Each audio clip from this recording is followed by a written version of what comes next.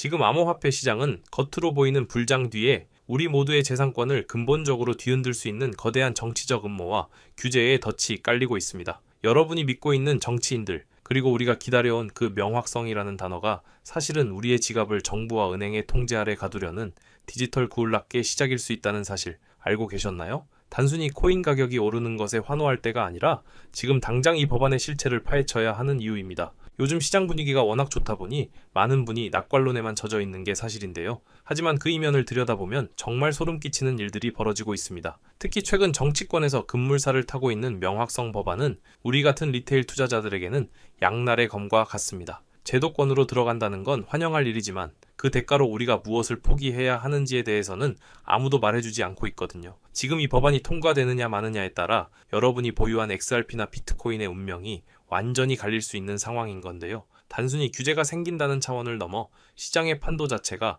기득권 세력 중심으로 재편되려 하고 있습니다. 우리가 왜 지금 이 시점에 이 복잡한 법안의 조항 하나하나에 주목해야 하는지 그 숨겨진 위협의 실체부터 하나씩 짚어보겠습니다. 많은 분이 도널드 트럼프를 암호화폐의 구원자로 생각하시죠. 본인 스스로도 암호화폐 대통령이 되겠다고 공언해왔으니까요. 그런데 여기서 우리가 냉정해질 필요가 있습니다. 트럼프의 진짜 의제는 탈중앙화된 자유가 아니라 오히려 달러 패권의 유지에 가깝다는 건데요. 암호화폐를 지지하는 척하면서 실제로는 이를 달러의 지배력을 강화하는 수단으로 이용하려는 계산이 깔려있다는 분석이 지배적입니다. 실제로 그와 가까운 인물들이나 정책 이반자들의 움직임을 보면 암호화폐 시장을 미국의 통제권 안에 두려는 의도가 명확히 보입니다. 그들에게 암호화폐는 혁신적인 기술이라기보다 중국의 디지털 경제 굴기를 막아내기 위한 전략적 자산일 뿐이라는 거죠. 결국 정치인들의 달콤한 약속 뒤에는 리테일 투자자들의 이익보다 국가의 통제력을 우선시하는 냉혹한 논리가 숨어 있다는 걸 잊지 말아야 합니다. 이번 법안에서 가장 충격적이고 위험한 대목은 바로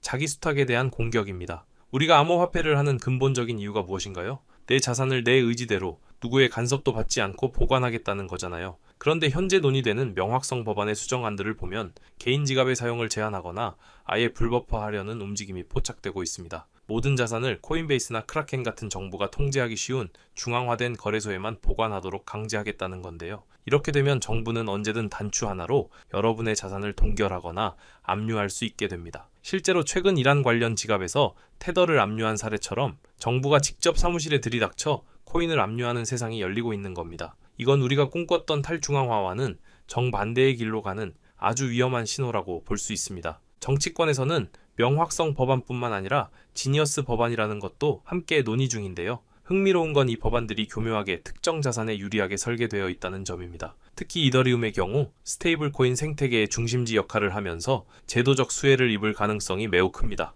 법안의 내용을 뜯어보면 테더나 USDC 같은 특정 스테이블 코인 제공자들만 우대하는 경향이 있는데 이는 결국 이더리움 체인의 성장을 더욱 가속화하는 결과로 이어지게 됩니다. 다른 경쟁 체인들이나 자산들은 제도적 장벽에 막혀 성장이 저해될 때 이더리움은 정부의 가이드라인 안에서 독주 체제를 굳힐 수 있다는 거죠. 이건 시장의 자율적인 경쟁이 아니라 법이라는 이름으로 승자와 패자를 미리 정해놓는 불공정한 게임이 될 수도 있다는 뜻입니다. 법안이 처음 하원을 통과할 때만 해도 분위기가 나쁘지 않았습니다. 민주당 의원 78명이 당론을 거스르고 찬성표를 던질 정도로 초당적인 지지를 받았거든요. 그런데 상원으로 넘어간 뒤에 상황이 급변했습니다. 상원 은행위원회에서 나온 초안을 보니 분량이 278페이지로 늘어났고 무려 100개가 넘는 수정안이 덕지덕지 붙어버린 건데요. 처음에는 단순히 규제 권한을 나누는 정도였는데 지금은 스테이블 코인, 디파이, 토큰화 등 시장의 모든 구석구석을 통제하려는 방대한 규제 덩어리가 되어버렸습니다. 특히 공화당이 주도권을 주면서 그들이 원하는 입맛대로 법안이 수정되었고 이 과정에서 리테일 투자자들을 위한 보호장치보다는 기득권 세력의 통제권을 강화하는 내용들이 대거 포함되었다는 게 큰 문제입니다. 우리가 왜 암호화폐에 열광했나요? 은행은 0.1%의 이자도 주기 아까워할 때 암호화폐 시장에서는 스테이블 코인만 예치해도 3% 이상의 수익을 얻을 수 있었기 때문이잖아요. 그런데 전통은행 세력이 이 꼴을 가만히 보고만 있을 리가 없죠. 지금 워싱턴에서는 은행권의 강력한 로비가 진행되고 있습니다. 그들은 암호화폐 거래소가 고객에게 이자를 지급하는 것을 법적으로 막으려 하고 있는데요. 명분은 은행 건전성 보호지만 속내는 리테일 자금이 은행 밖으로 빠져나가는 걸 막겠다는 겁니다. 결국 이 법안이 은행권의 의도대로 통과된다면 우리는 더 이상 암호화폐를 통해 정당한 수익을 올리기 어려워질 겁니다. 부자들은 여전히 은행에서 우대를 받으며 자산을 불리겠지만 서민들의 자산 형성 기회는 규제라는 이름으로 박탈당하게 되는 셈이죠. 이런 절망적인 상황 속에서도 우리를 대신해 싸우는 이들이 있습니다. 바로 코인베이스의 브라이언 암스트롱인데요. 최근 월스트리트에서는 그를 공공의 적일 호로 낙인 찍었습니다. 왜일까요? 코인베이스가 리테일 투자자들에게 불리한 스테이블 코인 수익 규제 조항에 강력히 반대하며 법안 지지를 철회했기 때문입니다. 코인베이스 입장에서도 비즈니스의 타격이 크겠지만 무엇보다 시장의 생태계가 파괴되는 걸 막으려 하는 건데요. 하지만 정치권과 금융권은 코인베이스를 고립시키려 하고 있습니다. 그들은 법이 없는 것보다 나쁜 법이라도 있는 게 낫다는 논리로 다른 기업들을 포섭하며 코인베이스를 압박하고 있는 상황입니다. 이건 단순히 한 기업의 싸움이 아니라 암호화폐의 정신을 지키려는 자와 통제하려는 자 사이의 최후의 결전이라고 봐도 과언이 아닙니다. 우리가 이 싸움을 글로벌한 관점에서 보면 더 흥미로운 사실이 보입니다. 과거에는 군함으로 영토를 지배했다면 이제는 반도체 칩과 디지털 데이터로 통화 패권을 결정하는 시대가 왔습니다. 중국은 이미 이 사실을 깨닫고 디지털 위안화를 통해 달러의 지배력에서 벗어나려 하고 있죠. 미국 정부가 암호화폐를 규제하려는 진짜 이유도 바로 여기에 있습니다. 통제되지 않는 암호화폐가 달러의 위상을 흔드는 걸 막고 대신 미국이 완벽하게 제어할 수 있는 디지털 통화 시스템을 구축하려는 겁니다. 잘못하면 우리는 편리함이라는 미끼에 걸려 모든 금융 거래가 감시당하고 통제되는 디지털 구울락에 갇힐 수도 있다는 뜻입니다. 지금의 규제 논의가 단순한 시장 정비가 아니라 거대한 디지털 감시 체계의 설계도일 수 있다는 점을 직시해야 합니다. 그렇다면 이 모든 일들이 언제 결판이 날까요? 지금 들려오는 소식에 따르면 5월 말 메모리얼 데이 이전에 법안 서명식이 열릴 가능성이 매우 큽니다. 상원에서는 이미 부활절 이전에 행동에 나서기로 가닥을 잡았고요. 이건 우리에게 남은 시간이 얼마 없다는 걸 의미합니다. 4월과 5월 사이에 시장은 엄청난 변동성에 휘말릴 겁니다. 법안의 세부 내용이 확정될 때마다 코인 가격은 요동칠 것이고 그 속에서 누군가는 막대한 부를 쌓겠지만 준비되지 않은 자들은 모든 것을 잃을 수도 있습니다. 지금은 단순히 홀딩만 할 때가 아니라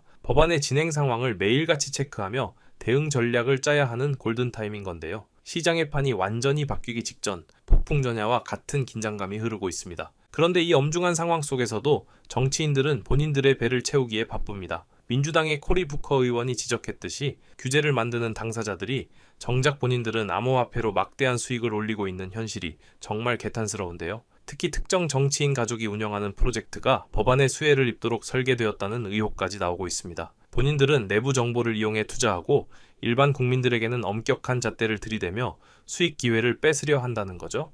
이런 도덕적 해이가 해결되지 않는다면 그들이 만드는 법안이 정말 국민을 위한 것인지 의심할 수밖에 없습니다. 결국 투명한 윤리 조항이 빠진 규제는 기득권 세력의 주머니만 채워주는 수단으로 전락할 위험이 큽니다. 결국 우리는 선택의 기로에 서 있습니다. 정부와 은행이 짜놓은 판에 순응하며 그들이 주는 부스러기에 만족할 것인지 아니면 이 거대한 변화의 흐름을 읽고 그 속에서 우리만의 생존 전략을 찾을 것인지 말이죠. 명확성 법안은 분명 시장에 큰 충격을 주겠지만 동시에 새로운 질서 속에서 엄청난 기회를 만들어낼 겁니다. 규제의 칼날이 어디를 향하는지 그리고 그 칼날을 피해서 살아남을 자산이 무엇인지 판단하는 통찰력이 그 어느 때보다 절실한 시점입니다. 강력한 확신은 무지에서 나오는 게 아니라 철저한 분석과 데이터에서 나옵니다. 지금의 위기를 기회로 바꾸는 건 오직 깨어있는 투자자들만의 특권이 될 것입니다. 오늘 준비한 소식은 여기까지입니다. 오늘 영상 유익하셨다면 구독과 좋아요 한 번씩 부탁드리고요. 저는 다음에 더 좋은 정보와 소식으로 찾아뵙겠습니다. 여러분의 성공적인 투자를 기원합니다. 감사합니다.